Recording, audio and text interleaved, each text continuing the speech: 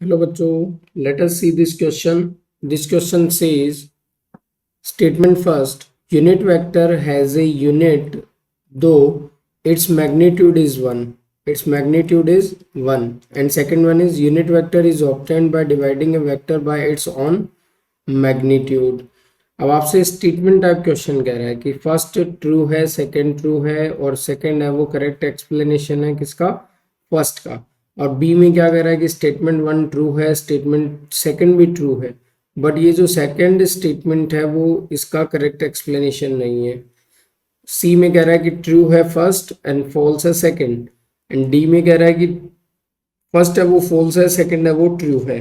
Let us सी first अपन इसका की concept देखेंगे।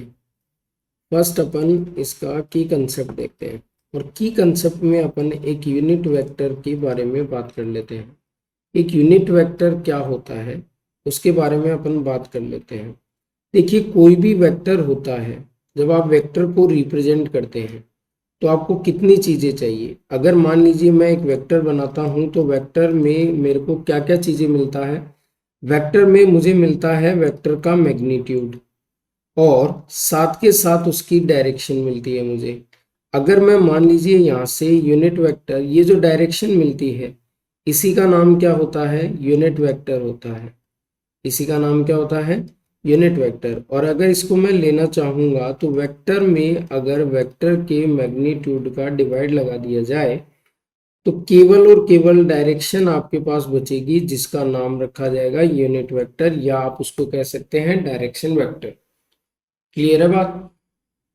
पहली बात क्या है कि ये तो एक डायरेक्शन को डिनोट करता है और डायरेक्शन का कोई यूनिट होता नहीं है। ये डिनोट क्या करता है, direction. There is no unit for the direction. अब आइए इस क्वेश्चन में थोड़ा सा डिस्कशन लेते हैं। इस क्वेश्चन में अपने से क्या क्या कह रखा है। फर्स्ट स्टेटमेंट में अपने से क्या कह रखा है, unit vector has a unit दो।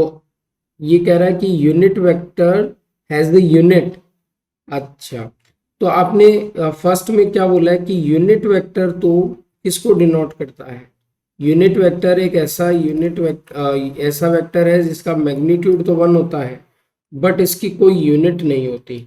यूनिट नहीं होने की वजह क्या है, क्योंकि ये जो यूनिट वेक्टर है वो कोई वेक्टर ना होकर के एक डायरेक्शन है। क्या है ये, एक डायरेक्शन है, इसलिए इसका कोई यूनिट नहीं आता है। तो फर्स्ट स्टेटमेंट तो अपने आप में ही क्या है, रॉन्ग स्टेटमेंट है। ये क्या है, ये फर्स्ट वाला स्टेटमेंट तो रॉन्ग है। फिर अपन आते हैं सेकंड स्टेटमेंट पे। स्टेटमेंट सेकंड क्या कह रहा है कि अगर मान लीजिए स्टेटमेंट सेकंड कह रहा है कि किसी भी यूनिट वेक्टर को उसके वेक्टर में वेक्टर के मैग्नीट्यूड का डिवाइड करके अपन लेकर के आते हैं, अपन उसको बनाते हैं। तो ये बात बिल्कुल ट्रू है। तो सेकंड स्टेटमेंट तो आपका ट्रू है बट फर्स्ट स्टेटमेंट आपका फॉल्स है। So the answer is option D. Statement first is false and statement second is true. So the final answer is option D. Hope you understood it well. Best of luck.